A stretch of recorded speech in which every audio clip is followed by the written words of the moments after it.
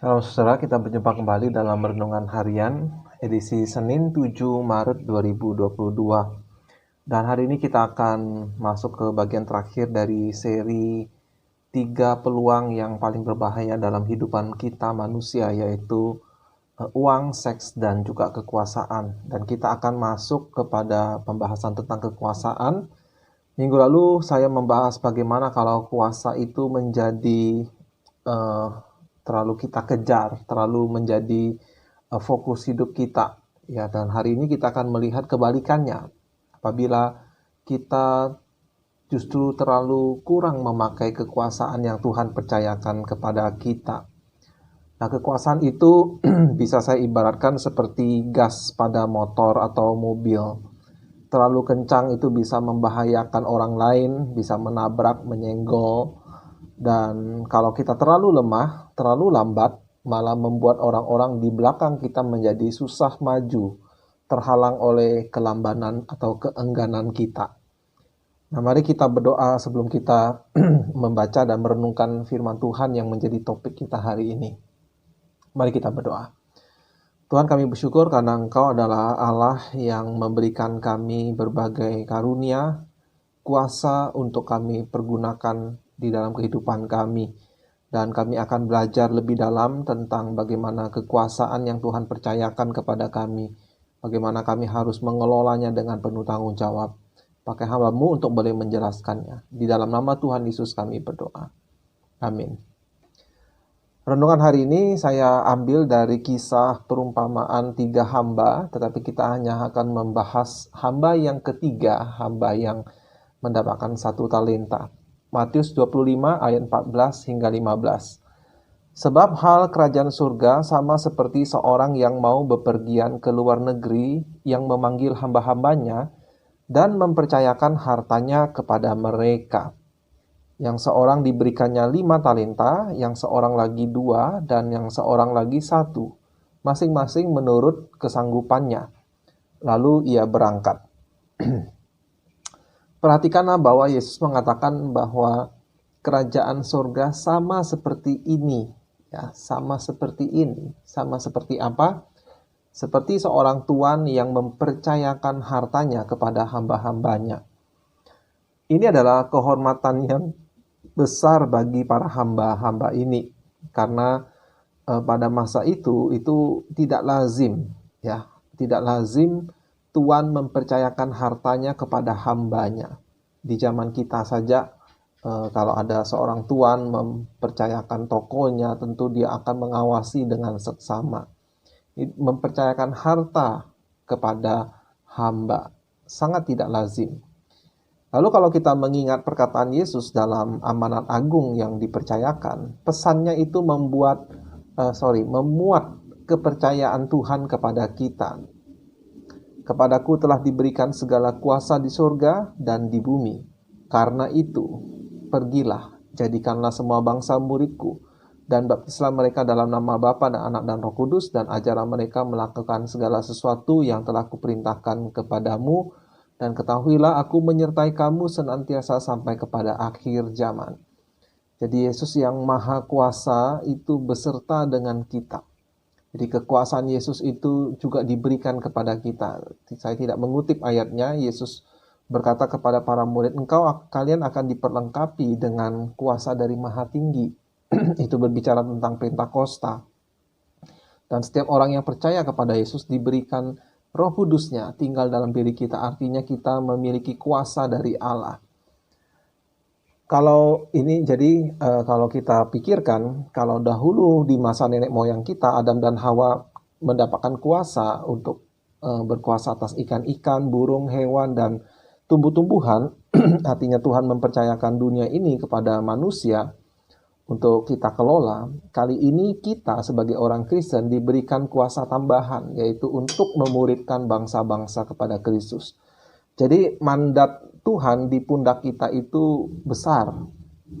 Nah, kita kembali ke kisah hamba tadi. Kita lompat ke ayat 24. Kini datanglah juga hamba yang menerima 1 talenta itu dan berkata, Tuan, aku tahu bahwa Tuan adalah manusia yang kejam, yang menuai di tempat di mana Tuhan tidak menabur, dan yang memungut dari tempat di mana Tuan tidak menanam.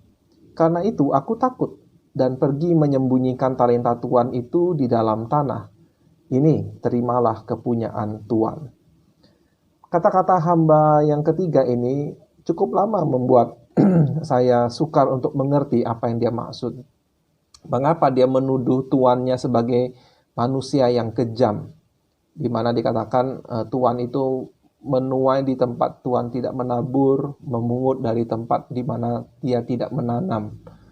Apakah kata-kata hamba ini dimotivasi rasa iri kepada kedua rekannya yang mendapatkan lebih banyak talenta? Ya, ada yang dapat 2, ada yang dapat 5. Mungkin saja, saudara. Mungkin saja. Tetapi sebenarnya 1 talenta itu nilai yang cukup besar bahkan bagi kita di zaman modern ini. 1 talenta itu kira-kira ternyata bernilai setara dengan 12 miliar rupiah. 12 miliar rupiah salah 1 talenta itu kira-kira. Jadi lewat perumpamaan ini Yesus hendak memberitahu kita bahwa tidak ada murid Yesus, hamba Yesus yang menerima sedikit karunia. Orang yang mendapat karunia yang paling kecil sekalipun ternyata mendapatkan karunia yang besar dari Tuhan. Dan meski saya katakan 1 talenta itu kira-kira 12 miliar dan 12 miliar itu besar, tetapi bukankah apa yang kita miliki sekarang sebenarnya sulit dinilai dengan uang? Misalnya kesehatan, keluarga, Injil yang kita terima, yang menyelamatkan kita dari dosa-dosa kita. Itu adalah contoh hal-hal yang sukar untuk dinilai dengan uang. Bahkan sebetulnya tidak bisa dinilai dengan uang. Kalau kita punya uang 12 miliar, belum tentu kita mendapatkan keselamatan dari Tuhan. Nah, kembali ke topik pemberian. Pemberian itu adalah karunia dari Allah, sesuai dengan kesanggupan. Dan juga kita sebetulnya tidak perlu iri kepada mereka yang nampaknya diberikan Tuhan karunia yang lebih banyak daripada kita. Sebab semakin banyak diberi, semakin besar tanggung jawab yang mengikuti. Kata-kata dari Tuhan Yesus, Lukas 12 ayat 48. Setiap orang yang kepadanya banyak diberi, daripadanya akan banyak dituntut. Dan kepada siapa yang banyak dipercayakan, daripadanya akan lebih banyak lagi dituntut. Jadi Tuhan itu maha bijak. Dia tidak memberikan kita tanggung jawab yang melampaui kemampuan kita.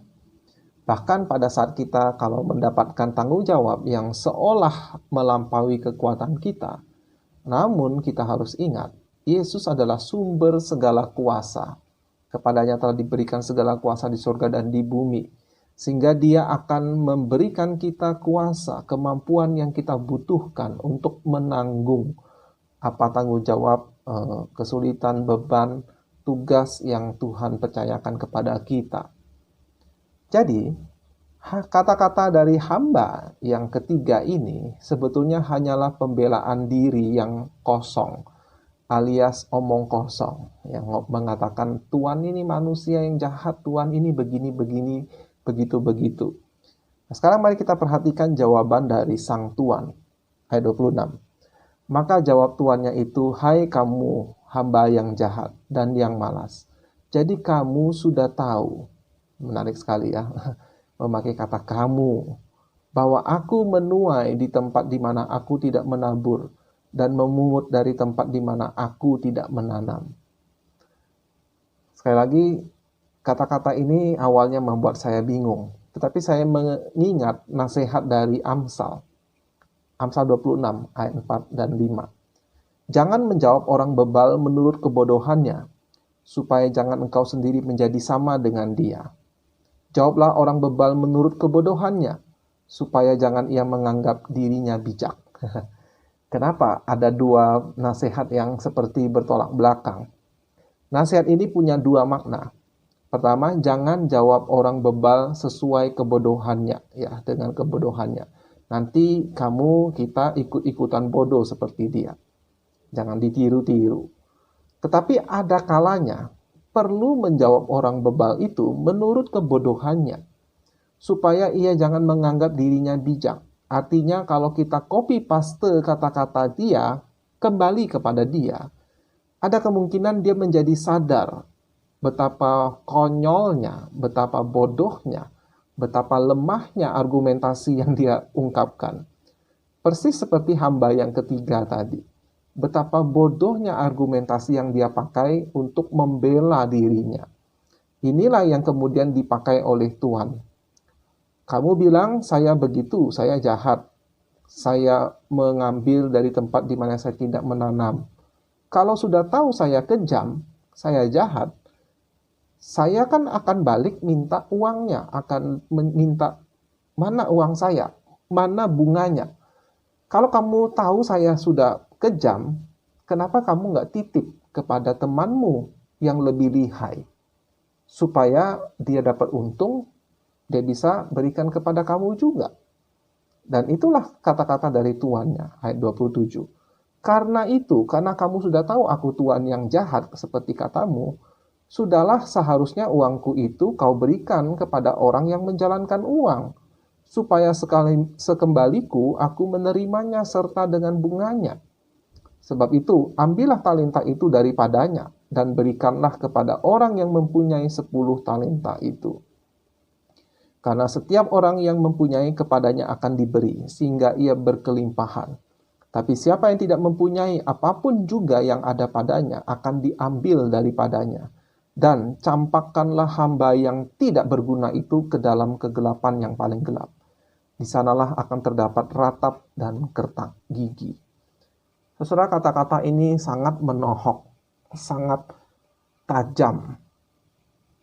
Kalau hamba yang ketiga ini takut seperti yang dia katakan karena tuannya jahat, galak, kenapa kok malah uangnya didiamkan, tidak dipercayakan kepada orang yang menjalankan uang? Supaya kalau temannya untung, dia bisa mengembalikan kepada tuan dengan bunganya. Nah, alasan yang sebenar dari hamba ketiga itu bukanlah karena dia takut kepada tuannya, melainkan dia sebetulnya malas. Dan akibatnya, dia bukan tetap jadi hamba, dia mengalami kemunduran, bahkan kemiskinan yang luar biasa. Dikatakan dia dipenjarakan ke tempat yang paling gelap, tempat ratap dan kertak gigi. Dan ini adalah menggambarkan neraka. Segala apa yang dia miliki tadinya akan diambil semua daripadanya. Neraka adalah tempat di mana Tuhan tidak memberikan karunia apa-apa lagi. Segala apa yang kita miliki yang adalah karunia Tuhan yang hari ini kita nikmati, kalau kita sampai masuk ke neraka, semuanya itu akan diambil daripada kita.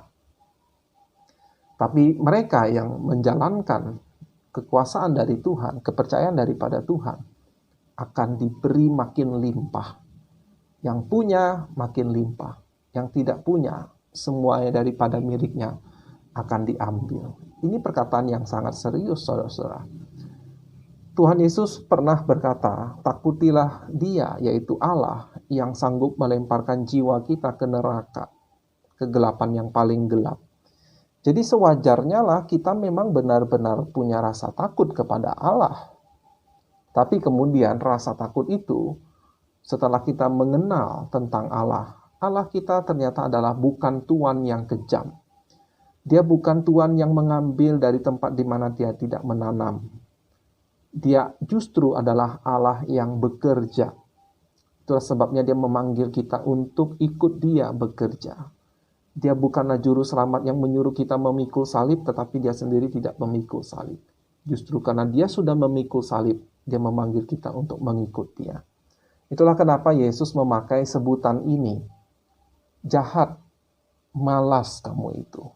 Enyahlah. Dan kita juga sebenarnya sudah tahu Allah kita adalah Allah yang murah hati. Ya, kalau kita bekerja untuk Dia, Dia akan mencukupkan segala yang kita butuhkan, bahkan berkelimpahan dalam berbagai kebajikan. Perhatikan ya kata-kata dari Tuhan, berkelimpahan dalam berbagai-bagai kebajikan, bukan dalam hal-hal materi. Sebagian orang dipercayakan lebih banyak materi, sebagian dari kita tidak. Tapi itu adalah hak prerogatif dari Tuhan. Nah, saudara, hamba yang memiliki 1 talenta sebetulnya memiliki karunia yang besar. Dan kita hari ini kalau kita menghitung karunia dari Allah, kita pertama-tama diberikan kehidupan, kita diberikan keselamatan, kita diberikan Roh Kudusnya, Dia berikan gerejanya untuk menjadi kita bagian di dalamnya. Jadi kurang apa lagi sebetulnya? Kekurangan dalam hidup kita bukanlah dari pihak Allah, melainkan dari pihak kita. Mungkin kita di tempat kerja, kita bukan hamba Tuhan yang baik. Kita mungkin menjadi hamba Tuhan yang jahat dan malas sebab kita tidak memakai karunia yang Tuhan percayakan kepada kita. Buat kita yang masih bersekolah, mungkin kita bukan hamba Tuhan yang baik, memakai kesempatan untuk belajar dengan sungguh-sungguh. Mungkin kita telah menjadi hamba yang jahat dan malas. Kita perlu bertobat kalau kita memang demikian. Jangan sampai saudara Tuhan datang menghakimi kita, kita tidak siap. Lalu kita mencari-cari alasan, seperti hamba yang ketiga tadi. Membuat alasan yang nampak masuk akal, tetapi sebetulnya bodoh di hadapan Tuhan. Ingatlah bahwa kita tidak pernah kekurangan modal, tetapi karena kita kurang ngegas. Bukan karena kita kurang kuasa, tetapi karena kita mendiamkan kuasa itu. Jangan sampai label malas dan jahat itu kena kepada kita. Waspadalah saudara, sebab Tuhan pasti akan menghakimi kita. Saya juga gentar waktu mengatakan ini. Pasti, entah itu masih lama atau sebentar lagi, kita tidak tahu. Tetapi pasti Dia akan menghakimi kita. Oleh sebab itu, baiklah kita menjadi bijak. Siapkanlah diri kita. Pakailah kuasa yang Yesus percayakan kepada kita. Lihat di sekeliling kita, apa hal-hal yang sebenarnya harus kita kerjakan, kerjakanlah dengan sebaik-baik mungkin. Bahkan kalau perlu kita mengerjakan dengan air mata, sebab Tuhan berjanji kita akan menuai dengan sorak-sorai, membawa pulang berkas-berkas ke dalam lumbung-lumbung Tuhan. Kiranya firman Tuhan ini mendorong kita untuk menjadi orang-orang yang rajin, yang berkenan di hadapan Tuhan. Sampai jumpa di episode berikutnya, kita akan masuk ke dalam topik yang baru. Mari kita berdoa sekali lagi. Terima kasih Tuhan, karena Engkau adalah Allah yang baik, memberikan kami begitu banyak karunia yang tidak bisa kami bayarkan dengan harta kami. Kami tidak layak untuk menerima berbagai karunia dari Tuhan, dan Engkau mempercayakan kepada kami ladang-Mu untuk kami kerjakan. Tolonglah kami Tuhan, berikan kami tekad, sukacita, determinasi untuk menjadi hamba-hamba yang baik. Terima kasih, dalam nama Tuhan Yesus kami berdoa. Amin.